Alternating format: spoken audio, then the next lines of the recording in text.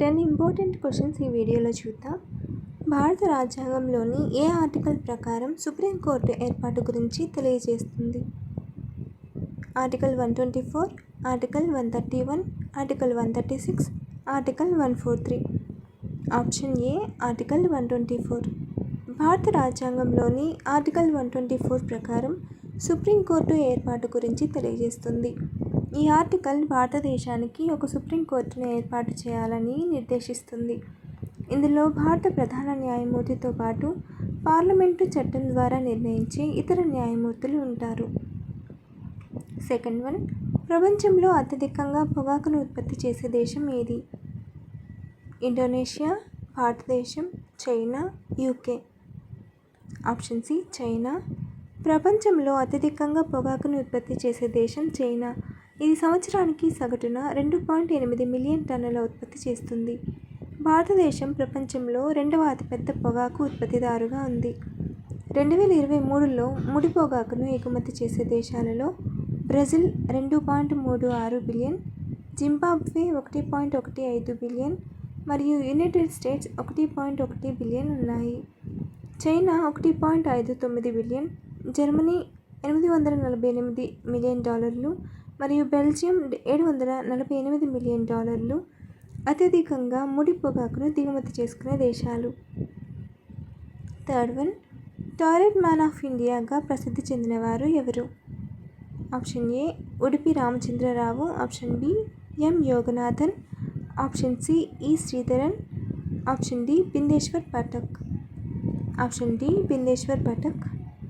భారతదేశంలో బహిరంగ మల విసర్జనకు వ్యతిరేకంగా పోరాడుతూ పబ్లిక్ టాయిలెట్లకు పర్యాయపదంగా నిలిచిన సులభ్ సంస్థ వ్యవస్థాపకుడు బిందేశ్వర్ పాఠక్ 80 సంవత్సరాల వయసులో గుండెపోటుతో మరణించారు.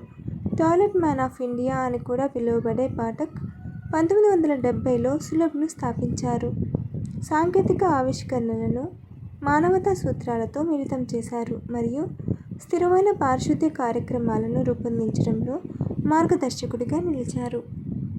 ఏ బిల్లు ఆమోదం విషయంలో లోక్సభ మరియు రాజ్యసభల మధ్య డెడ్ లాక్లో రాష్ట్రపతి గారు ఉభయ సభల సంయుక్త సమావేశం ఏర్పాటు చేస్తారు? సాధారణ బిల్లులు, ద్రవ్య బిల్లులు, రాజ్యాంగ సవరణ బిల్లులు పైవన్నీ. ఆప్షన్ ఏ సాధారణ బిల్లులు. సాధారణ చట్టం ప్రతిష్టంభన ఏర్పడితే ఈ బిల్లులను సంయుక్త సమావేశం నిర్వహించవచ్చు. ద్రవ్య బిల్లులను లోక్సభలో మాత్రమే ప్రవేశపెట్టవచ్చు మరియు రాజ్యసభకు పరిమిత అధికారం ఉంటుంది. రాజ్యాంగ సవరణ బిల్లులు. ఈ బిల్లులకు ఉభయ సభలలో ప్రత్యేక మెజారిటీ అవసరం మరియు సంయుక్త సమావేశం ద్వారా పరిష్కరించబడవు. కాబట్టి సరైన సమాధానం సాధారణ చట్టం. అభినవ భారత్ అను విప్లవకారుల రహస్య సంఘాన్ని నిర్వహించినది ఎవరు? Option A Bhagat Singh, option B V D Savarkar, option C Khudiram Bose, option D Prafulla Chaki. Option 2 V D Savarkar. Abhinav Bharat society అనేది భారత స్వాతంత్ర ఉద్యమంలో భాగమైన ఒక రహస్య విప్లవకారుల సంఘం. ఈ సంఘాన్ని వినాయక్ దామోదర్ సావర్కర్ మరియు అతని సోదరుడు గణేష్ దామోదర్ సావర్కర్ 1904లో స్థాపించారు. అభినవ్ భారత్ సొసైటీ మిత్రమేళా అనే విప్లవ రహస్య సంఘం నుండి అభివృద్ధి చెందింది. దీనిని కూడా వినాయక్ సావర్కర్ మరియు గణేష్ సావర్కర్ 1899లో స్థాపించారు. బ్రిటిష్ ఇండియా పరిపాలనా కాలంలో ఏ సంవత్సరంలో రాజధానిని కలకత్తా నుంచి ఢిల్లీకి మార్చడమైంది? Option A 1905, option B 1907, option C 1911, option D 1947. So option C 1911. British India పరిపాలనా కాలంలో 1911లో కలకత్తా నుండి ఢిల్లీకి రాజధానిని మార్చారు. 5వ కింగ్ జార్జ్ 1911 డిసెంబర్ 12న ఢిల్లీ దర్బార్లో ఈ ప్రకటన చేశారు. 1772లో కలకత్తా బ్రిటిష్ ఇండియా రాజధానిగా మారింది. 19వ శతాబ్దం చివరి నాటికి సిమ్లా వేసవి రాజధానిగా ఉండేది. ఢిల్లీని రాజధానిగా ఎంచుకోవడానికి ప్రధాన కారణం సిమ్లాకు చేరువగా ఉండటం మరియు మహాభారతం మొఘల్ సామ్రాజ్యంతో ఢిల్లీకి ఉన్న అనుబంధం. మన దేశంలో గుడ్ల ఉత్పత్తిలో మొదటి స్థానంలో ఉన్న రాష్ట్రం ఏది? Option A Tamil Nadu, option B Telangana, option C Paschim Bengal, option D Andhra Pradesh. Option D Andhra Pradesh. ఇక 2014-15లో దేశంలో గుడ్ల ఉత్పత్తి 7,848.4 కోట్లు ఉండగా 2018-19లో దేశంలో గుడ్ల ఉత్పత్తి 1,331.8 కోట్లు.